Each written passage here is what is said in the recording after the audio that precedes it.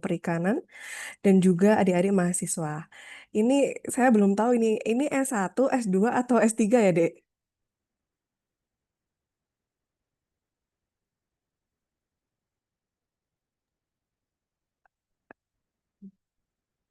Campur mungkin ya. Campur mungkin ya, Pak. Baik. Terima kasih pada sesi ini saya mungkin akan sedikit bercerita dan mungkin agar kita mengenal lebih dekat lagi tentang kelompok riset autentikasi dan substitusi bahan pangan halal. Karena tadi Pak Andi sudah menjelaskan beberapa hal terkait dengan Pusat Riset Teknologi dan Proses Pangan. Nah, kelompok riset kami ini merupakan salah satu dari 18 kelompok riset yang ada di Pusat Riset Teknologi dan Proses Pangan. Kalau dari namanya, ini kan ada autentikasi dan substitusi bahan pangan halal. Kita lebih mengeksplor lagi bahwa autentikasi ini merupakan salah satu proses atau pemastian ya, verifikasi bahwa suatu produk pangan tersebut benar-benar memenuhi atau sesuai dengan standar maupun kriteria kehalalan suatu produk dengan melakukan uji atau pendekatan metode-metode tertentu, baik metode destruktif maupun non-destruktif. Kemudian poin kedua adalah substitusi bahan pangan halal. Kalau kita mengulik lebih jauh lagi, kita pasti ya secara general kita mengetahui bahwa substitusi adalah uh, pengganti seperti itu. Jadi intinya kami dari kelompok riset ini mengeksplor penggantian bahan baku yang sekiranya memiliki status kehalalan yang kritis atau bisa dikatakan diragukan seperti itu. Jadi bahan baku tersebut kita coba untuk digantikan atau mencari penggantinya dengan bahan baku alternatif. Lebih jelasnya dan lebih pastinya kita mengeksplor bahan baku yang ada di sekitar kita, khususnya di Indonesia seperti itu. Dan kita juga memastikan bahwa bahan baku alternatif tersebut itu terjamin kehalalannya. Oke, next. Di kelompok riset autentikasi dan substitusi bahan pangan ini, kami terdiri dari 10 periset, 6 periset wanita ya masih didominasi oleh wanita, kemudian ada 4 periset bapak-bapak ini. Dari masing-masing periset kami memiliki spesifikasi atau fokus riset sendiri-sendiri, baik dari riset pengujian dengan metode destruktif, kemudian dengan metode non-destruktif, dan juga beberapa pendekatan metode untuk menghasilkan suatu riset yang terkait dengan autentikasi dan substitusi. Oke, ini secara garis besar di kelompok riset kami itu ada 4 bidang riset yang uh, kami kerjakan mulai dari tahun 2022 sampai dengan saat ini. Karena memang uh, eksplorasi atau pengembangan kelompok riset yang bergerak di bidang halal ini baru mulai dibentuk pada tahun 2022. Jadi yang pertama itu kami memiliki fokus riset tentang pengembangan desain primer spesifik untuk deteksi DNA hewan non-halal berbasis PCR, RT-PCR dan PCR konvensional. Nah, ini nanti hasilnya kita ingin memperoleh kandidat primer deteksi DNA, khususnya untuk DNA babi dan beberapa hewan non-halal yang kita coba uji dalam kondisi raw material atau daging mentah maupun olahannya. Karena kita ketahui bahwa uh, suatu bahan pangan yang telah diolah berarti dia telah apa ya istilahnya terjadi pemecahan atau terjadi perubahan baik dari metabolismenya, kemudian dari bentuk fisik dan chemicalnya. Nah, itu yang kemudian kami coba untuk uji menggunakan deteksi berbasis RT-PCR ini dan PCR konvensional. Kemudian yang kedua adalah deteksi autentikasi halal non-DNA base yang berfokus pada proteomik, metabolomik, dan tahun ini kami coba untuk eksplorasi ke volatilomik. Nah, untuk fokus riset dengan autentikasi halal non-DNA base menggunakan metode proteomik, metabolomik, dan volatilomik ini, kami juga berusaha untuk mengeksplorasi baik dari bahan pangan dengan material yang mentah maupun beberapa bahan pangan dengan melalui proses pemasakan atau proses yang telah dipengaruhi oleh beberapa aktivitas tertentu, misalnya adanya dengan suhu tinggi, kemudian diperlakukan dengan suhu rendah, dicampur dengan berbagai macam bumbu dan sebagainya.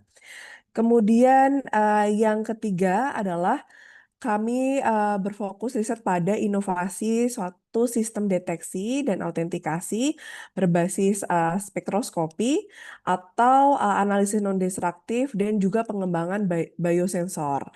Nah, ini tujuannya juga sama, kita untuk mengaplikasikan beberapa inovasi detektor ini untuk ke depannya dapat membedakan atau dapat mengetahui sekiranya berapa persen kadar bahan pangan non halal yang terdapat dalam suatu pangan halal tersebut, sehingga ke depannya memang kami mengharapkan bahwa inovasi yang kami coba buat dan kami coba kembangkan itu dapat diterapkan di industri. Kemudian yang terakhir ini salah satunya terkait dengan substitusi produk pangan halal. Ini nanti mungkin terkait dengan proses pembuatan gelatin dan sebagainya. Mungkin saya izin untuk di next slide-nya. Dan ini juga mungkin beberapa kegiatan riset dari kelompok riset autentikasi dan substitusi. Ada 8 judul kegiatan riset dan beberapa jumlah dana. Jadi mungkin Bapak Ibu maupun adik-adik yang sekiranya kami bisa berkolaborasi dan mengeksplorasi lebih jauh tentang beberapa riset terkait dengan produk halal, kami dengan sangat terbuka dan dengan beberapa judul kegiatan ini mungkin dapat menjadi salah satu payung riset ke depannya seperti itu. Kemudian kalau misalnya bercerita tentang makan bergizi gratis yang saat ini sedang tren ya, salah satu kegiatan atau riset yang Bapak Presiden tetapkan di Pusat Riset Teknologi dan Proses Pangan adalah salah satunya tentang halal. Tetapi bagaimana kelompok riset autentikasi dan deteksi halal ini memiliki peran dalam program makan bergizi gratis yang diterapkan oleh pemerintah. Yang pertama adalah riset yang kami kembangkan, baik dari riset autentikasi maupun riset substitusi, itu menjadi suatu riset pilar atau sebagai base dalam pengembangan metode, kemudian dalam uh, pembuatan suatu produk pangan substitusi yang uh, ke depannya apa yang kami hasilkan ini kemudian dapat menjadi suatu bahan atau suatu uh, basis uh, dalam pembentukan atau dalam menyongsong makan bergizi gratis ya. Jadi ada beberapa ketidakpercayaan publik terhadap misalnya adanya gelatin yang digunakan pada suatu bahan pangan yang digunakan pada MBG seperti itu. Jadi sebisa mungkin kami memiliki peran dalam hal tersebut gitu. Selanjutnya untuk capaian, tadi kan Pak Andi sudah bercerita banyak mengenai capaian yang dimiliki oleh Pusat Riset Teknologi dan Proses Pangan. Eh, di sini saya izin menjelaskan tentang capaian kelompok riset kami. Ternyata dari berapa ratus jurnal di 3 tahun belakangan untuk tahun ini saja sampai dengan bulan eh, Oktober ya, kami memiliki 27 jurnal internasional bereputasi Q1, Q2, dan Q3. Kemudian kami memiliki 2 proceeding internasional terbit dengan 2 kekayaan intelektual dengan status granted dan terdaftar. Kemudian ada 8 pendanaan, baik pendanaan internal maupun eksternal dari BRIN dan sebanyak 619 citasi Scopus. Untuk pengembangan jurnal internasional ini sebenarnya secara kuantitatif memang 27, tetapi selebihnya kami masih melakukan eksplorasi dan mungkin ada beberapa jurnal internasional yang statusnya saat ini masih under review gitu. Jadi kemungkinan sampai di bulan Desember kita bisa tembus sekitar 35 jurnal lebih seperti itu.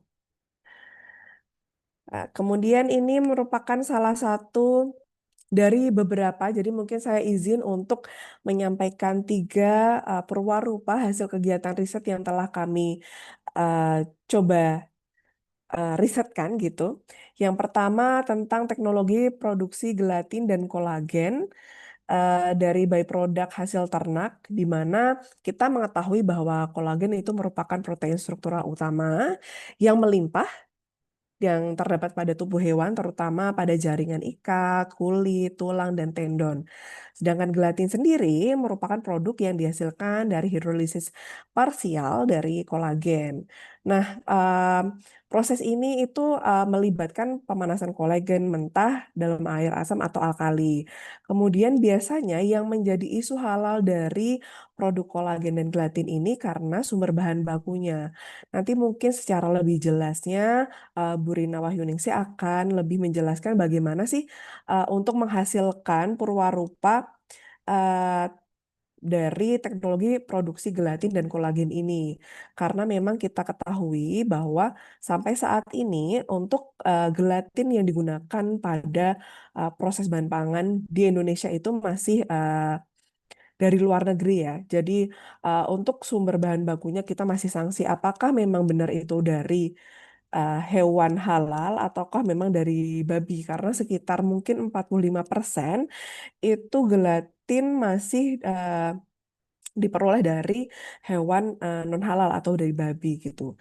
Dan dari Purwarupa ini itu mampu menjadi salah satu alternatif substitusi gelatin pasaran yang memiliki isu tentang ketidakhalalan khususnya pada sumber bahan bakunya.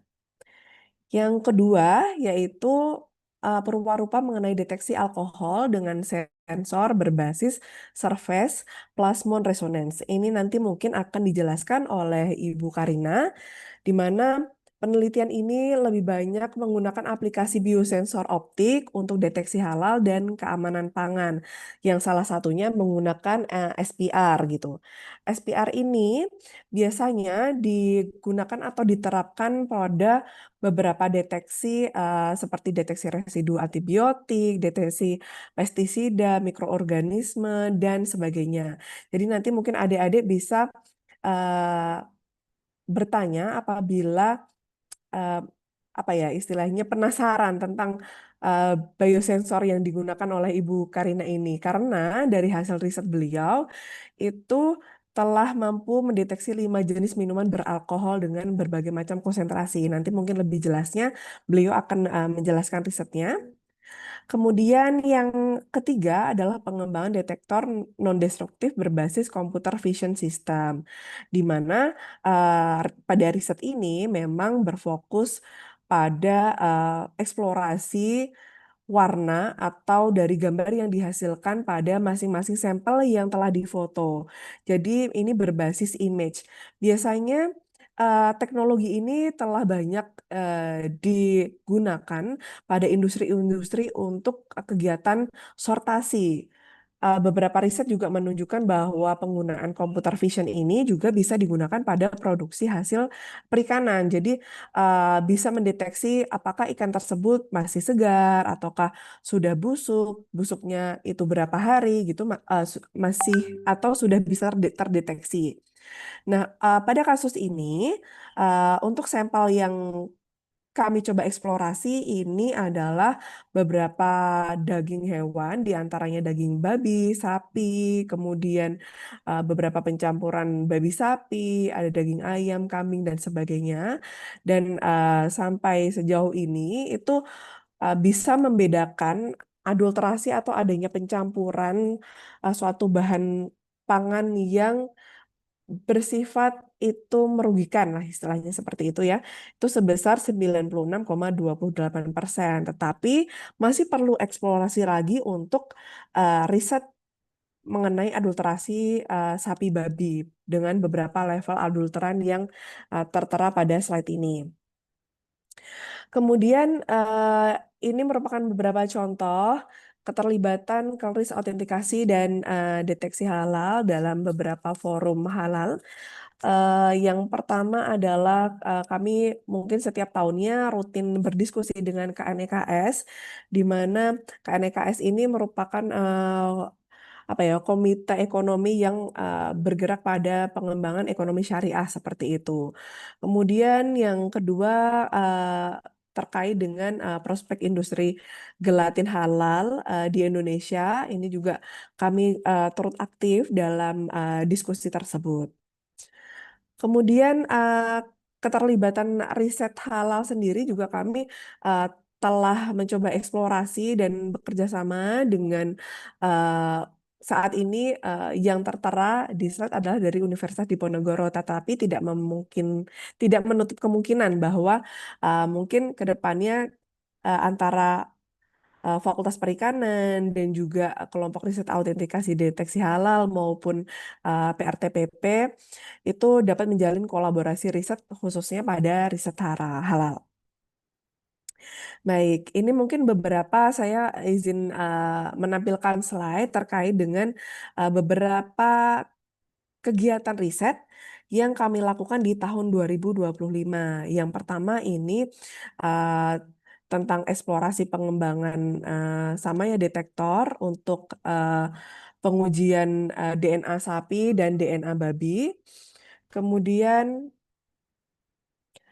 yang selanjutnya yaitu ini eksplorasi alga coklat ya untuk pengganti fosfat sintesis yang digunakan pada produk olahan daging yang sehat. Ini eksplorasi lebih lanjutnya ke dalam produk berbentuk sosis seperti itu. Yang ketiga ini mengenai autentikasi kopi yang ada di masyarakat dengan menggunakan pengembangan peralatan portable detektor berbasis Fisnir dengan beberapa deteksi dari kopi sendiri, baik dari tingkat roasting, mutu, maupun adulterasi yang biasanya terjadi di produk kopi. Kemudian adanya pengembangan riset ultrasonik, ultrason, sorry, itu untuk mendeteksi autentikasi juga untuk daging babi dan juga daging sapi dengan produk sosis. Kemudian ini untuk pengembangan dan eksplorasi dari biosensor DNA babi. Dan ini merupakan beberapa list ya kerjasama yang tadi Pak Andi sudah ceritakan bahwa dari PRTPP sendiri kami telah memiliki beberapa kerjasama baik dari universitas dalam negeri, universitas luar negeri maupun beberapa industri dan lembaga pemerintah lainnya gitu yang terkait dengan pengembangan riset produk pangan seperti itu. Sedangkan untuk kami sendiri dari kelompok riset itu saat ini kita masih mencoba untuk mengeksplorasi lagi dengan kerjasama riset di perguruan tinggi yang pertama dari Universitas Kristen Duta Wacana, UB, kemudian Hainan University, dan beberapa kerjasama dengan mitra industri seperti Rumah Keju Jogja, KNIKS, BPJPH yang tadi telah saya sampaikan pada slide sebelumnya. Mungkin seperti itu, Mbak Oriza. Baik, terima kasih banyak Ibu Laila Rahmawati atas materi yang telah disampaikan. Mungkin selanjutnya Kita akan langsung melanjutkan pemaparan materi dari pemateri yang ketiga, yaitu Ibu Doktor Rina